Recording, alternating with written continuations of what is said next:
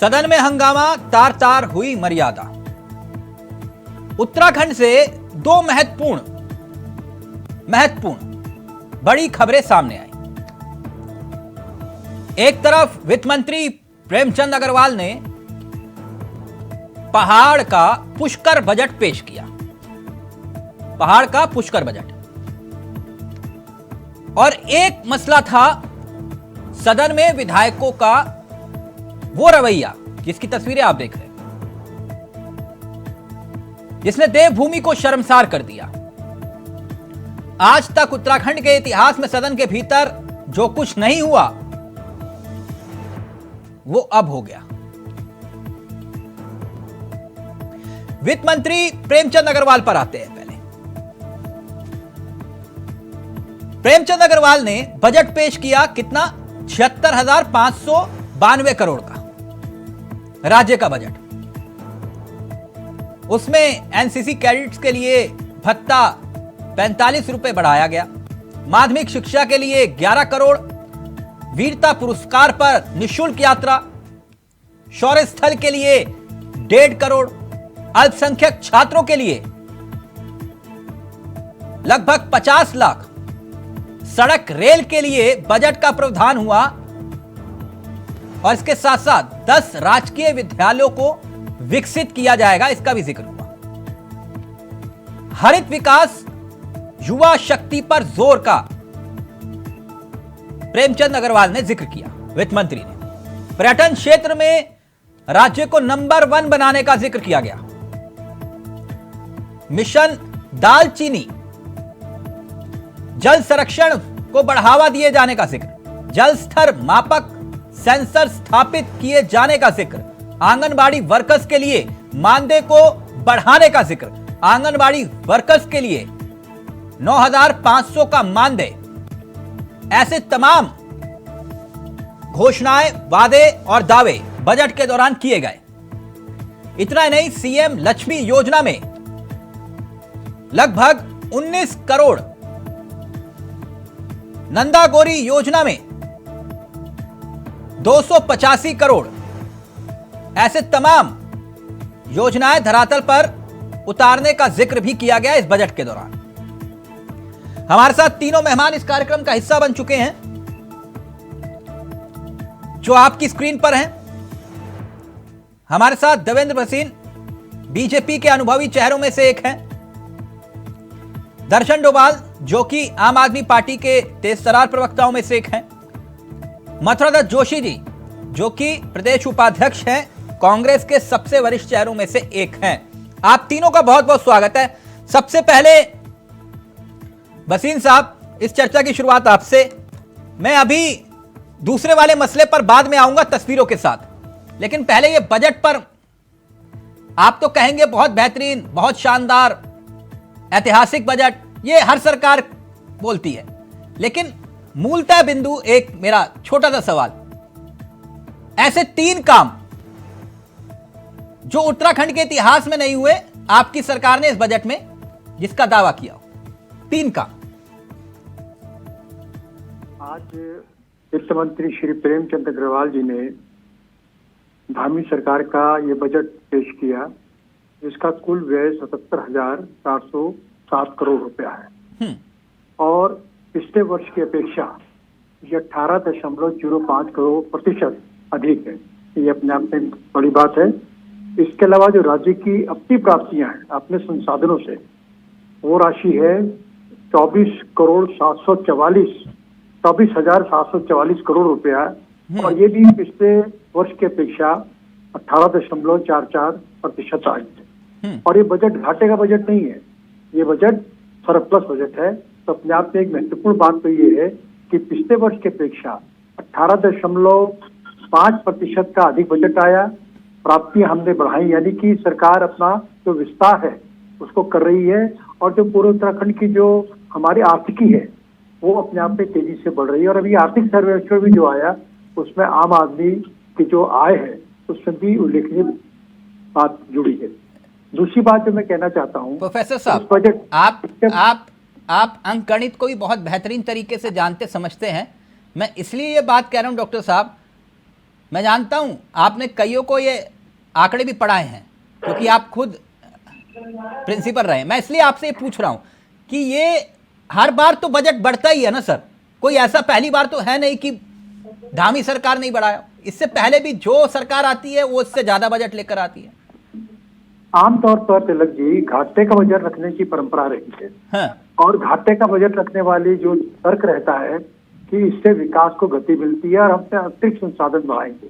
लेकिन इस बजट की विशेषता ये है कि ये सरप्लस बजट है और अगर पिछले वर्ष के आंकड़ों को देखें तो जीएसटी की भी जो हमारी रिकवरी हुई है अपने आप में काफी इसमें वृद्धि हुई है। तो मैं ये कहना चाहता हूँ कि जो एक महत्वपूर्ण बात ये है कि सन 2025 का जो मिशन है हमारा, जिसमें धामी जी के द्वारा प्रदेश को देश के अगले राज्यों में शामिल करने की बात कही गई है, उसकी दिशा में ये बजट अपना महत्वपूर्ण कदम है, एक महत्वपूर्ण यानी ये ऐतिहासिक हुआ।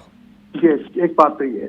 दूसरी बात मैं ये कहना चाहूंगा कि इस बजट के अंदर जो कोर बिंदु है, हाँ। उन कोर बिंदुओं को हमको देखने की आवश्यकता है और इन कोर बिंदुओं में अगर हम देखेंगे तो राज्य का एक समग्र विकास उसको जोड़ा गया है।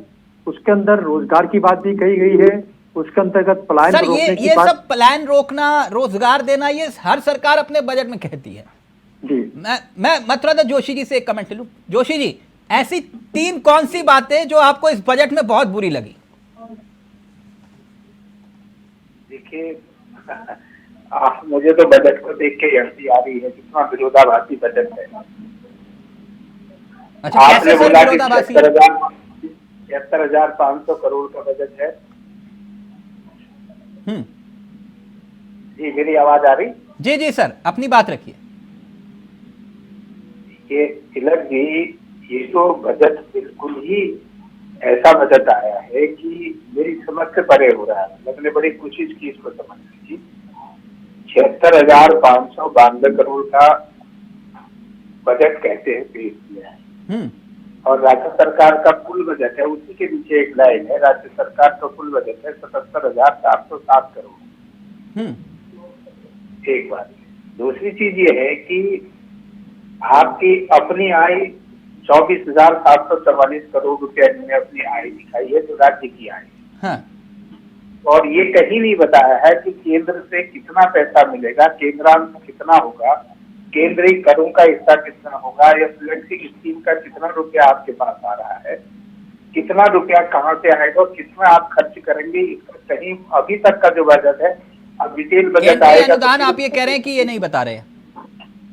ये मतलब मुझे नहीं दिखा, फिर जो तेरे सामने चीजें आई है, आपने कहीं पर भी ये बात नहीं खोली है। ये तो कहा कि आपने राज्य में स्वयं संसाधनों से 24,700 करोड़ आएगा।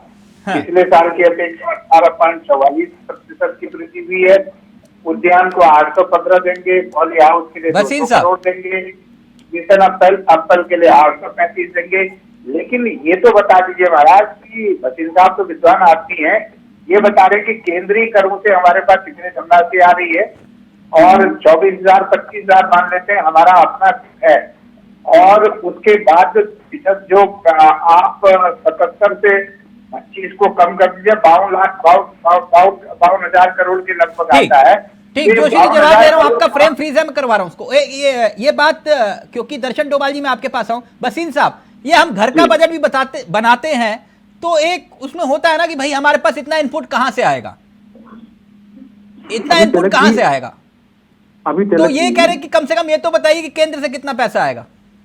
देखिए, केंद्र के जो भी हमने बजट प्रस्तुत किया है उस बजट में हमारे कुल व्यय प्रदेश का उसको हमने रखा आपके सामने, और विभिन्न विभागों के जो हमने जो पैसा एलोकेट किया है जो कि अपने आप में पहले की अपेक्षा बहुत अधिक रखा गया है, और कुछ जो कोर इश्यूज हैं उसको हमने विशेष महत्व दिया है, उसका हमने उल्लेख किया है। अब दर्शन डोभाल जी प्लीज जल्दी से, फिर मैं एक और महत्वपूर्ण मुद्दे पर आने वाला हूँ। देखिए तिलक जी, ऐसा है कि शिक्षा की जब बात होती है तो ये बहुत जरूरी हो जाता है कि शिक्षा की जब बात करते हैं और बजट की बात, टोटल बजट की बात करेंगे, लेकिन मैं शिक्षा से आऊंगा क्योंकि आम आदमी पार्टी शिक्षा के लिए जानी जाती है, शिक्षा की जननी कही जाती है, जिन्होंने सर शिक्षा मंत्री आपके जेल में जो गए हैं वो शिक्षा के लिए नहीं गए हैं ना? कोई बात नहीं, हिटलर के टाइम पे कौन कौन जेल गए थे सर? सर आपको सर शराब बांटने को लेकर जेल गए हैं, आप ऐसा वो करते हैं कि शिक्षा ही सबसे। प्लीज, आप हर जगह ऐसा नहीं होता ना। आप Please. शिक्षा पे बात कीजिए सर प्लीज। हाँ, तो मुझे आप बोलने लोग- दीजिए। मैं ये कहना चाहता हूँ, आप उत्तराखंड की शिक्षा की बात जब करते हैं तो यहाँ की जनता की आंखें और कान खोलना बहुत जरूरी है, और उसके लिए तब खोलेंगे तब पता चलेगा जब हम यहाँ से इस राज्य को कंपेयर करेंगे अपने पड़ोसी राज्यों के साथ में। जैसे कि दिल्ली, मैं आम आदमी पार्टी का प्रवक्ता होने के नाते मैं दिल्ली और पंजाब से जरूर इस बजट को कंपेयर करूंगा। जब 2014-15 में ये कांग्रेस की सत्ता गई थी और आम आदमी पार्टी के पास वो आई थी सत्ता, तो उसके बाद 6,145 करोड़ का बजट था, उसको 2019 और 20 में 11,081 करोड़ बजट बढ़ा दिया गया था। और वही इस बार 22 और 23 में दिल्ली का शिक्षा बजट है 16,256 करोड़।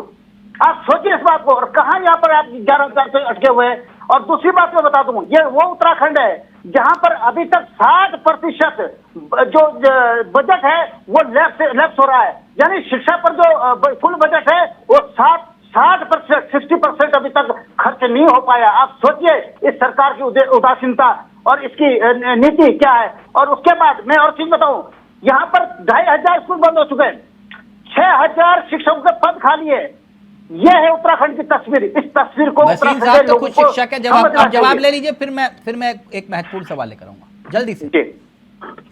देखिए इसमें तिलक जी जो बात हमारे आम आदमी पार्टी के प्रवक्ता कर रहे हैं, एक तो उनको मैं याद दिला दूं कि शिक्षा के क्षेत्र में भी दिल्ली में भारी घोटाला हुआ है, और स्मार्ट क्लासरूम के नाम पर जो घोटाला है वो बहुत जल्दी खुलेगा और उसमें भी आपके नेता अंदर जाएंगे। छोड़िए, अब मैं आता हूँ उत्तराखंड के जो वर्तमान बजट में प्रावधान किया गया है। आप दिल्ली के बजट की तुलना करना चाहते हैं तो बताना चाहूंगा कि उत्तराखंड के अंदर इस बार का जो प्रस्तावित बजट है उसमें शिक्षा, युवा कल्याण और खेल के लिए 10,459 करोड़ रुपए की व्यवस्था की गई है, जबकि आपका दिल्ली का बजट कई गुना है, उत्तराखंड के अपेक्षा कई गुना उसकी आमदनी है। उसके अगर तुलना करेंगे तो हमारा बजट आपके बजट से, दिल्ली के बजट से पीछे नहीं है, बल्कि इससे आगे बढ़ करके निकलेगा। एक बात, हमारे प्रदेश की जो प्राकृतिक स्थितियां हैं उन प्राकृतिक स्थितियों में हम इस प्रकार से काम कर रहे हैं। और अब तो जो नई शिक्षा नीति आई है, आप दिल्ली में लागू करें ना करें ये इश्यू अलग है, लेकिन उत्तराखंड देश का पहला राज्य है जिसने नई शिक्षा नीति को लागू किया है। उसमें चाहे प्री स्कूल हो, मिडिल हो, ये शिक्षा वाला मसला है ना, इस पर तो मैं कह रहा हूं कि उत्तराखंड में लगातार 30 दिन तक डिबेट हो सकती है, तब भी ये विषय खत्म नहीं होगा जी। ये जो मसला है ना डोभाल साहब जी, आप कहते हैं कि ऑरेंज और एप्पल को कंपेयर करो, यानी कि सेब और आम को, हर बात अधूरी बात कहते हैं।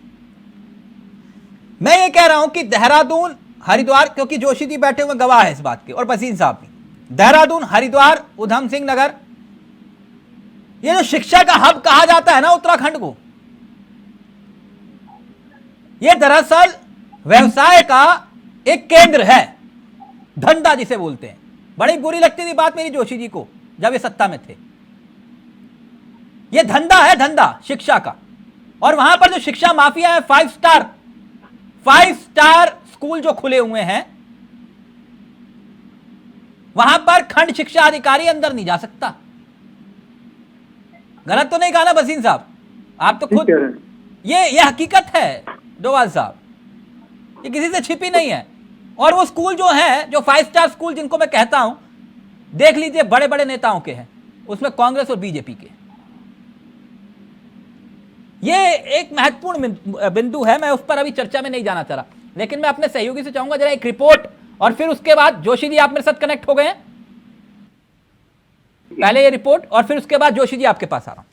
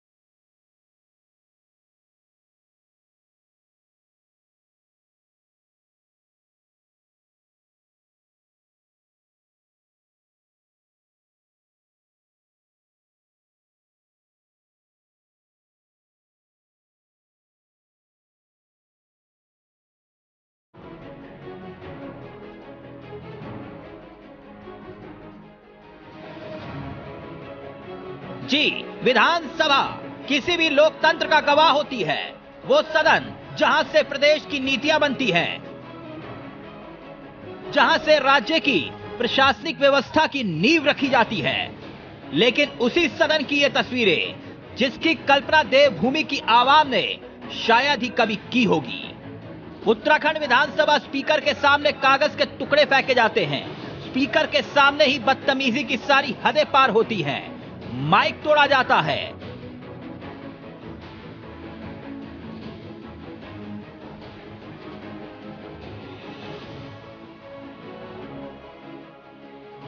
पहली बार के हल्द्वानी के विधायक तो पेपर ऐसे उछालते हैं जैसे कि विधानसभा नहीं बल्कि उनका अपना पर्सनल दफ्तर हो।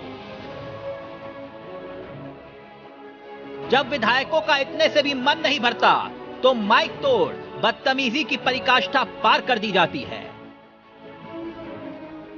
वैसे गैरसैंण के करीब भराड़ीसैंण में सर्द हुए मौसम के बीच राजनीतिक पारा ऐसे उफान पर चढ़ा कि विधानसभा के बजट सत्र के दूसरे दिन सदन में मर्यादाएं तार-तार हो गई। विशेष अधिकार हनन। जोशी जी, ये तस्वीरें आपने भी देखी होंगी। कल से देख रहा हूं। कल से देख रहे हैं आप। सर, आप लोगों को जितना मेरा अनुभव तो है नहीं, ना बसीन साहब जितना, ना आप जितना। ऐसा नहीं है, हमसे ज्यादा आपका अनुभव। नहीं सर, आप लोगों का प्रेम है बस। लेकिन मैंने तिवारी जी के शासनकाल में भी सदन को देखा। जी। मैंने खंडूरी जी के शासनकाल में भी सदन को देखा, कवर किया। जी। मैंने बोगड़ा जी के शासनकाल में भी देखा, हरीश रावत जी के शासनकाल में भी देखा। जी। लेकिन ये तस्वीर मैंने आज तक नहीं देखी। जी। मुझे बड़ी शर्म आई। तिलक जी मैं बोलूं कुछ? जी। देखिए, अगर ये तस्वीर आई है, हाँ। ये परिस्थिति बनी है तो बनी क्यों इस प्रदेश में, किस लिए बनी, इस बात पर हमको सबसे पहले सोचना पड़ेगा। देखिए, विधायकगण अपने विशेषाधिकार हनन के प्रस्ताव पर बात करना चाह रहे हैं, चर्चा करना चाह रहे हैं, उसकी रिपोर्ट सदन पर रखी गई है। तो अगर माननीय विधानसभा अध्यक्ष महोदया उनकी बात को सुन लेती और उनकी समस्या का समाधान कर देती तो मैं समझता हूं कि ऐसी स्थिति नहीं बनती जो स्थिति आई है। स्थिति जरूर खेदजनक है। ये मैं इसका उदाहरण भी दे दूंगा आपको। जो शख्स ना बुरा लगेगा आपको, मैं बता देता हूं, मैं कोड करके, क्योंकि आप जानते हैं मेरी आदत, मैं कोड करके बात करता हूं। नहीं, मैं बुरा कभी लगता ही नहीं है। जोशी साहब, जो पहली बार के विधायक है, प्लीज विजुअल प्ले करिएगा। सुमित हृदय जी ऐसे पर्चे उखाड़ कर फेंक रहे हैं, हवा में ऐसे लहरा रहे हैं। प्लीज प्ले करिएगा विजुअल। पहली बार के विधायक, लेकिन वो शायद भूल गए, लेकिन मुझे याद है उनकी माता स्वर्गीय इंदिरा हृदय जी नेता प्रतिपक्ष की भूमिका में थे। क्या बोलते थे वो कि सदन में अपनी बात रखने का एक सलीका होता है, और आज ये सलीका दिखाई दे रहा है। सर, आप इसको जायज मानते हैं कि भैया इन्होंने हमें उकसाया और हम इसे उकसावे में आ गए? मेरी पूरी बात, जैसे कि सुमित हृदय और इंदिरा हृदय में रात और दिन का अंतर है। वाह! इंदिरा, जरा सुन लीजिएगा, जरा पूरी बात तो सुन लीजिएगा। ठीक सर, प्लीज मुझे जरा मौका, आपने बात शुरू की है तो जरा मुझको अपनी बात कहने का ही मौका दीजिए। हाँ। इंदिरा हृदय जी जिस उम्र में आज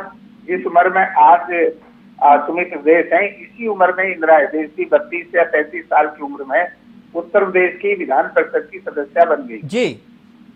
और निश्चित रूप से मुझे उम्मीद है कि जिस अपनी माँ की उम्र में पहुंचते पहुंचते मैं समझता हूं कि सुमित हृदय अपनी माँ से ज्यादा परिपक्व होंगे। ये पहला मौका है, ये पहला मौका होती है। मुझे तो जोशी जी ने ये समझा दिया। मैंने तो जोशी जी को उस उम्र में देखा है, और आज भी जोशी जी वैसे के वैसे ही है, बिल्कुल वैसी सज्जन व्यक्ति। कभी इनको ऐसे जोश में नहीं देखा। इनके पार्टी दफ्तर में कुछ भी हो जाए, लेकिन फिर भी जोशी जी वैसे के वैसे। और जोशी जी कह रहे हैं कि ये तो खून है, जवान खून है, इसलिए खौल गया। यही मतलब है कहने का ना? वसीम साहब गलत तो नहीं आकलन किया मैंने? बिल्कुल ठीक कह रहे हैं आप। और इंदिरा जी की जो बात कर रहे हैं जोशी जी, इंदिरा जी उत्तर प्रदेश विधान परिषद में थी और शिक्षक उससे जाती थी कॉन्स्टिट्यूंसी से, और उस समय भी उनका जो व्यवहार था बड़ा मर्यादित होता था। एक शिक्षकों का अपना एक अलग से गुट होता था और वो अपने शिक्षा की बात करते थे। हाँ। लेकिन जो जोशी जी ने बात की है वो वास्तव में मुझे हैरानी हो रही है कि आप ये कहना चाहते हैं कि इंदिरा जी उस समय ऐसी थी? क्या आप ये कहना चाहते हैं जोशी जी? मुझे लगता है ऐसा कहना इंदिरा जी का अपमान होगा, इंदिरा जी का अपमान होगा। जो गलती की है, डॉक्टर साहब मैं ये कतई नहीं कह रहा हूँ। मैं केवल ये कह रहा हूँ कि इंदिरा जी की उम्र तक आते आते इस उम्र में नहीं डोभाल साहब, ये आपने देखा, मैंने तो कभी नहीं देखा। मैं तो उदाहरण देकर अभी एक और छोटा सा उदाहरण दूंगा यहीं सबके सामने। सदन के भीतर ऐसा एक हादसा हुआ कि हरवंश कपूर साहब इतने आहत हुए कि उनकी आंखों से आंसू तक आ गए थे। जी हुआ था ना? जी हुआ था। वैल में बैठे हुए बच्चे देख रहे थे, वो बोले कि हम इनको क्या शिक्षा दे रहे हैं। मैंने उनसे पूछा कि आप इतने नाराज क्यों हो गए? बोले कि तिलक, ये वैल में बैठे हुए बच्चे वो क्या देख रहे हैं, क्या देख रहे हैं, क्या सीख कर जाएंगे ये? और ये सरकार, और नाराज हुए अपने विधायकों पर, बीजेपी के विधायकों पर भी। कपूर साहब, मैं गलत तो नहीं कह रहा ना जोशी जी? नहीं बिल्कुल ठीक कह रहे, बिल्कुल ठीक कह रहे, बिल्कुल ठीक कह रहे। लेकिन मैं एक बात जरूर कहूंगा कि इस बात पर हमको विचार जरूर करना चाहिए कि कल जो परिस्थिति बनी है वो परिस्थिति क्यों बनी, किस लिए बनी। दर्शन डोभाल जी इत्तेफाक रखते हैं बात जोशी जी कह रहे हैं, ये तो खून गर्म था तो उकसावे में आ गए। देखिए सर, देखिए ये हंगामा, माइक वहां तोड़ा गया और वहां पे बहुत ठीक है, अच्छा नहीं लगा, पूरे देश ने देखा। लेकिन आप अगर देखेंगे जो 1.25 करोड़ रुपए पर प्रति वर्ष अभी विधायक निधि बढ़ाई गई 4.25 करोड़ से 5 करोड़, उसके लिए दोनों इकट्ठे हैं। इसीलिए मैं मेरा बहुत पुराना एक डायलॉग है इनके लिए कि भाजपा कांग्रेस दोनों एक थाली के चट्टे बट्टे हैं, भ्रष्टाचार के मामले में दोनों इकट्ठे हैं। विधायक निधि का जब बंटवारा होता है ना सर, उसमें नहीं झगड़ा होता, उसमें नहीं विरोध करेंगे। विधायक निधि आखिरी के 4-4.5 साल तक नहीं बढ़ती है।